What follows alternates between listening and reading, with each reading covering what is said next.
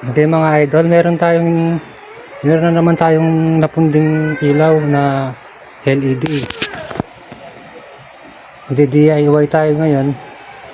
Gagawin natin tong ilaw na to, pagaganahin natin. Tuturo ko sa inyo kung paano ang pagre-repair ng ilaw.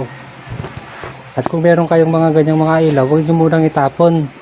Pwede pang i-repair yan. Kasi meron talagang mga LED na ilaw na mabilis mapundi, na hindi nagtatagal, umaabot lang ng mga buwan, pundi na. Pero tuturo ko sa inyo kung paano i-repair yan, tsaka paano patitibayin, para hindi na tayo bili ng mga ilaw. Ito nga i-share ko sa inyo. Bali yan, alas bago pa yan. Yung ilaw na to nasa baba yan, napundi. Yan, i-repair natin yan. Bali nakasaksak na yan, hindi na siya umiilaw. Ni-repair ko na yan ng una, umilaw siya pero hindi rin nagtagal, mga ilang minuto lang patay na. Kaya babaguhin natin yung kanyang supply para tumagal siya. Okay, bubuksan muna natin siya. Mga idol, bali nabuksan na natin. Tinanggal lang natin yung tornilyo dito sa kanyang takip, dito sa gitna. Tapos yung mga LED niya, yung takip ng LED, pinuklap lang natin yan. Ayan. Yan, ubisan natin ng pagtuturo. Ito kasi yung tatlong blade na to, tatlong na yan. Yung isa dyan meron IC. Yan. Kaya lang medyo blurred. Yan, kung nakikita nyo, meron siyang dalawang IC. 8 pins yan. Tag 8 pins, saka 8 pins dito. Yan, dalawang IC. Saka isang diode na bridge type. Ngayon, nung unang ginawa ko yan, hinanap ko yung isang pundi. Kasi yung LED na to, pag may napundi ng isang piraso, automatic yan, hindi na yung gagana. Lahat patay. Kaya inanap ko yung isang pundi. Ito nga yun, yung may inang. Gagawin lang dyan, tuklapin lang to sa mga cutter o kaya sa kutsilyo. Ituklapan lang yan para makita nyo yung terminal niya, yung dalawang pagitan. Yung dalawa na yon, positive negative yon. Gagawin mo lang doon, iinang mo lang yun, pagdikit mo lang yon. Tapos gagana na lahat yan, magkukontak na lahat yan. Ngayon, ito, ginawa ko to ganyan. Kaso yung pinagana ko siya, gumana naman, pero hindi siya nagtagal, namatay din. Ngayon, gagawin natin dyan, ito kasi ng IC na to, pag ganito yung nakita natin ng IC, 8 pins, pag ganyan yung ginamit niyang LED drive, pag kasing nagkulang na siya ng bombilya or LED, nagano na siya, parang nagpo-protect siya, namamatay. Kaya nga, ang gagawin natin dyan, i-disable na natin yung mga IC na to, tatanggalin na natin yan. Tapos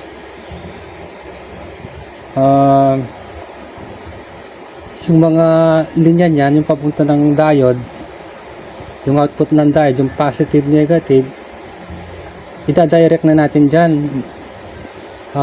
Iba-bypass na natin yan.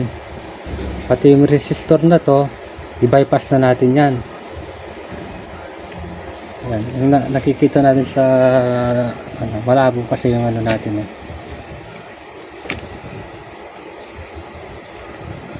sige, gawin ko muna, tanggalin ko muna yung mga IC para makita natin mabuti.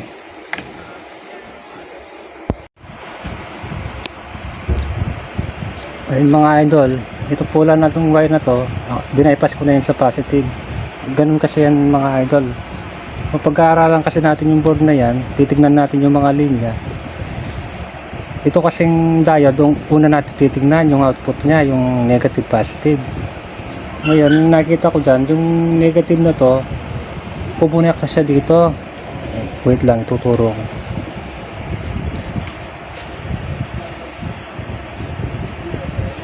kumonekta siya dito. Yung negative na yan, kumonekta siya dito. Yan. Ibig sabihin ito yung first solution niya. Negative. Tapos yung negative na yan, may wire dyan. Pumasok ng kabilang kabilang mga LED. Ito yung kabila, isang blade yan.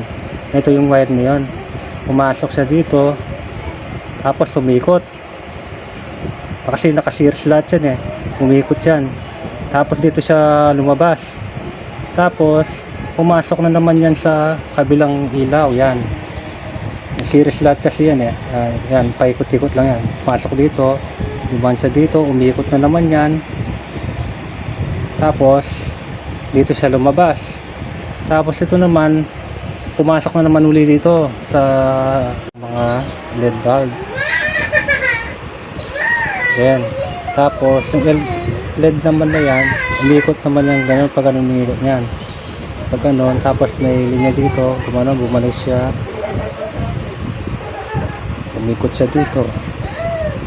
Tapos umikot siya ng ganyan. Dito siya nag-end. Kaya nga dito natin kinabit yung positive. Ito yung end ng positive. Yan. Dinirect na natin yan sa diode. Yan. Blurred. Yan. Yan, ito. Yung positive ng diode, output, dinirect na natin dito sa positive ng mga LED. Yan, pinaka-end ng LED. Positive. Ngayon, hindi pa natin pwedeng isaksak yan. Kasi mapupundi yan. Mataas yung current niya kasi wala makadirect niya sa 220 yan Ngayon, gagawin natin yan para hindi mapundi yan. Nakikita nyo itong dalawang wire na to, yung AC. Ayan, yung dalawang wire na yan. Yung isa nakakonek dito sa dulo. Yung isa naman dito. Pili lang tayo ng isang linya dyan. Kahit isang linya dyan. Putulin natin yan. Gagamit tayo ng capacitor na 2UF or 2UF, 1.5 UF, pwede din. Kahit na electric fan capacitor pwede dyan, pero ang gagamitin mo dyan yung mylar capacitor. Kaya kalalagay muna natin siya ng capacitor.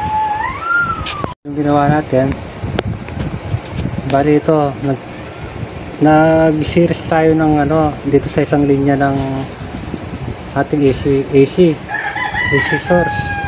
Ito yan, dalawa yan. Pipili lang kayo ng isa kahit ano dyan. Putulin natin yung isang paa ng capacitor, ilagay natin yung kaputol. Tapos yung isa naman idikit natin yung kaputol naman na isa sa isang paa ng capacitor. Parang pinatawid lang natin yung kuryente sa capacitor, ganyan lang. Kasi kaya nilagay natin capacitor para yung current ng power ay mababa lang. Pag naka-load yung mga ilaw na yan, kung ilan yung mga LED mo, kusayang pababa. Yung kailangan na voltahe lang ilaw, yun lang ang magiging voltahe niyan. Kaya yun ang purpose ng ating capacitor.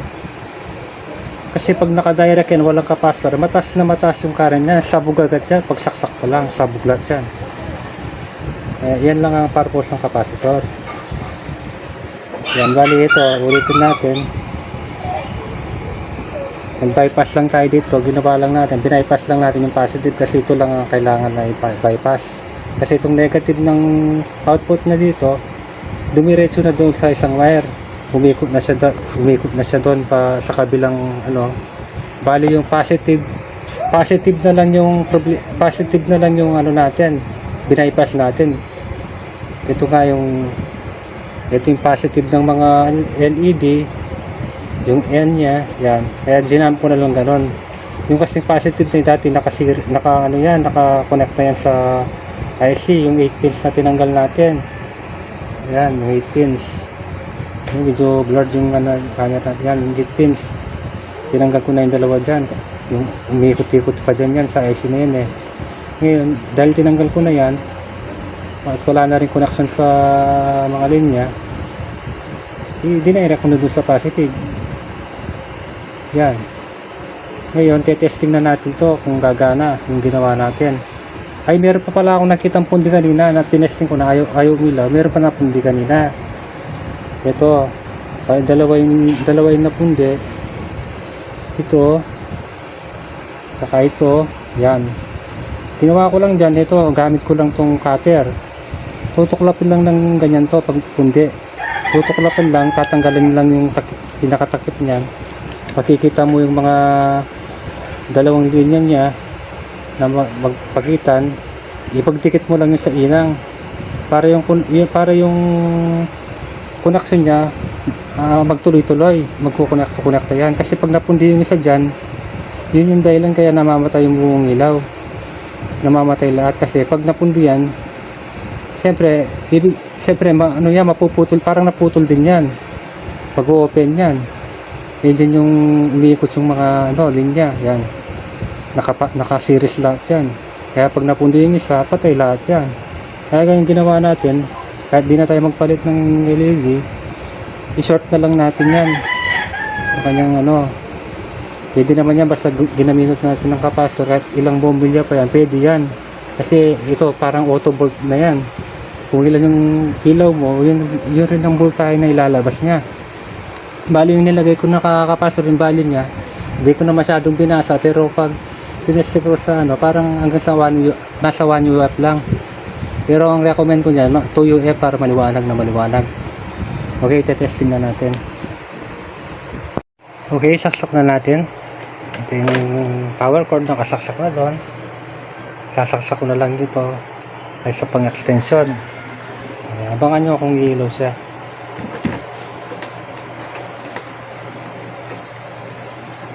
Ayan, di ba, umilaw na.